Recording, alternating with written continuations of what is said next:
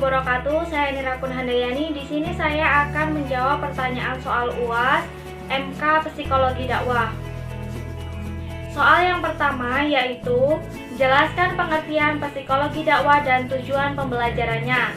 Jawabannya, psikologi dakwah diartikan sebagai ilmu pengetahuan yang mempelajari tentang tingkah laku manusia yang merupakan cerminan hidup kejiwaannya untuk diajak kepada pengalaman ajaran Islam demi kesejahteraan hidup manusia di dunia dan di akhirat.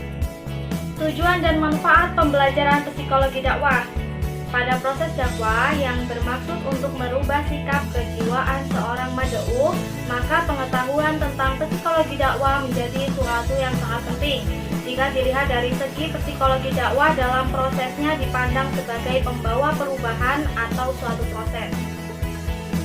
Soal nomor 2 yaitu jelaskan wilayah dan lingkup kajian psikologi dakwah dan pendekatan ilmiah psikologi dakwah. Jawabannya yaitu jika dilihat dari segi psikologi, bahwa dakwah dalam prosesnya dipandang sebagai pembawa perubahan atau suatu proses. Dan segi dakwah psikologi banyak memberi jalan pada tujuan dakwah, pemilihan materi, dan penetapan metodenya. Bagi seorang dai, dengan mempelajari metode psikologi dapat memungkinkan mengenal berbagai aspek atau prinsip yang dapat menolongnya dalam meneliti tingkah laku manusia dengan lebih kritis dan juga dapat memberikan kepadanya pengertian yang lebih mendalam tentang tingkah laku.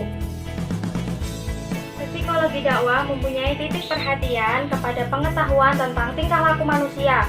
Pengetahuan ini mengajak kita kepada usaha mendalami dan memahami segala tingkah laku manusia dalam lapangan hidupnya melalui latar belakang kehidupan psikologis. Tingkah laku manusia adalah merupakan gejala dari keadaan psikologis yang terlahirkan dalam rangka usaha memenuhi kebutuhan dan mencapai tujuan. Perubahan tingkah laku manusia baru terjadi bila mana ia telah mengalami proses belajar dan pendidikan. Oleh karena itu, psikologi dakwah pun memperhatikan masalah pengembangan daya cipta, daya karsa, dan daya dalam proses penghayatan dan pengamalan ajaran agama. Sedangkan faktor pembelajaran tersebut banyak dipengaruhi faktor situasi dan kondisi kehidupan psikologis yang meluang lingkupi manusia itu sendiri. Dengan memperhatikan faktor-faktor perkembangan psikologis serta ciri-cirinya, maka pesan dakwah yang disampaikan oleh juru dakwah akan dapat meresap dengan sukarela serta dengan keyakinan sepenuhnya. Karena hal tersebut benar-benar dapat menyentuh serta memuaskan akan kebutuhan hidup rohaninya. Dengan penyampaian dakwah menggunakan pendekatan psikologis, yakni sesuai dengan tingkatan dan kebutuhan jiwa mad'u, sesuai dengan cara berpikir dan cara merasa mad'u, maka pesan dakwah pun akan mudah dipahami oleh si penerima pesan. Lalu, ruang lingkup pembahasan psikologi dakwah. Objek material psikologi adalah manusia sebagai makhluk yang berjiwa dan objek material dakwah adalah manusia sebagai makhluk yang berpengetahuan. Jadi, objek material psikologi dakwah yaitu manusia sebagai makhluk yang memiliki jiwa dan berkebutuhan sesuai dengan ajaran Islam. Dengan memperhatikan sasaran atau objek dakwah yang berupa manusia, baik secara individual maupun sosial atau kolektif dengan berbagai latar belakang sosio-kulturnya, maka psikologi dakwah sekurang-kurangnya mempunyai ruang lingkup pembahasan dalam hal-hal sebagai berikut. Yang pertama yaitu pengertian psikologi dakwah dan rangkaiannya dengan psikologi lainnya. Yang kedua yaitu bantuan psikologi individual dan sosio atau kelompok bagi pengembangan psikologi dakwah dengan latar belakang sejarah perkembangan psikologi. Yang ketiga, faktor motivasi terhadap tingkah laku manusia dalam proses dakwah.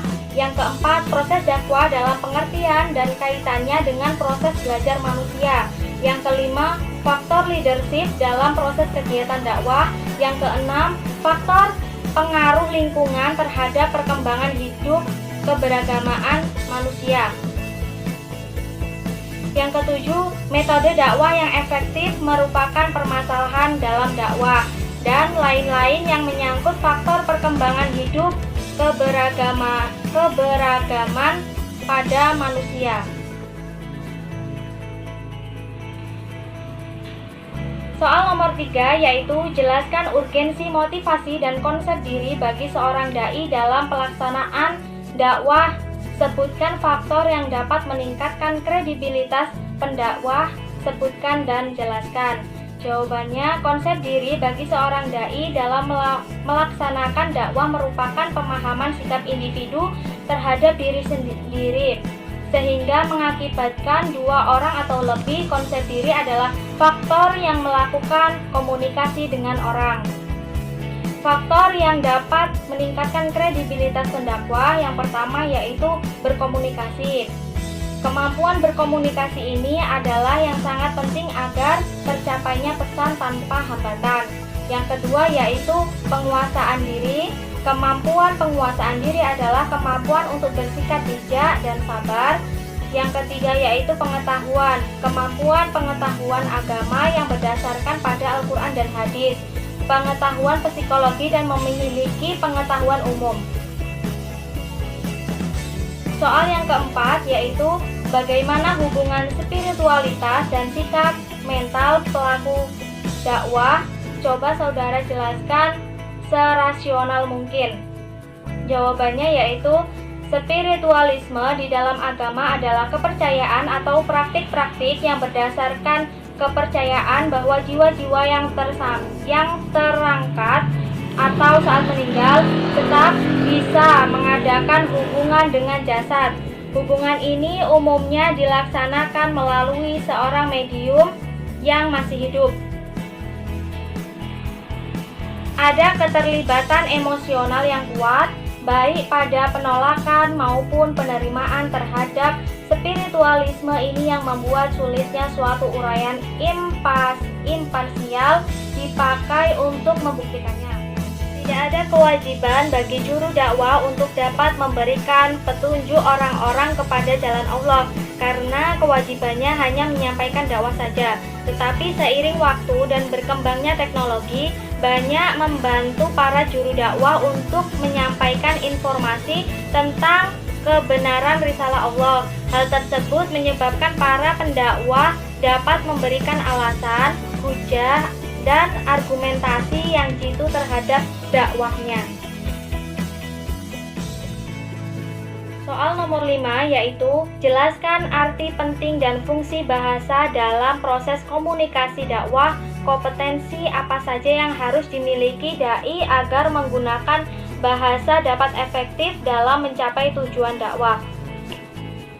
Jawabannya yaitu komunikasi dakwah juga dapat membantu dai untuk memahami keadaan jamaah atau masyarakatnya tentang minat maupun kadar pengaruh ajaran yang disampaikan kepada mereka. Dengan memahami psikologi, seorang dai akan bijaksana menetapkan materi dakwah dan tingkatnya dengan harapan tidak membosankan mad'u. Keberhasilan dakwah bukan hanya disebabkan oleh kehebatan dai menyampaikan pesan-pesan dakwahnya, tetapi lebih ditentukan oleh bagaimana masyarakat atau mad'u menafsirkan pesan dakwah yang mereka terima. Akan tetapi, melalui komunikasi dakwah yang terus-menerus, berapapun hasilnya dai dan mad'u sekurang-kurangnya dapat memetik 3 hal, yaitu yang pertama, menemukan dirinya. Misalkan seorang dai yang dekat dengan elit kekuasaan, ia pun tahu siapa dirinya dan apa yang harus dia lakukan agar ia tetap dapat berperan dalam posisinya sebagai dai tanpa harus menjadi munafik.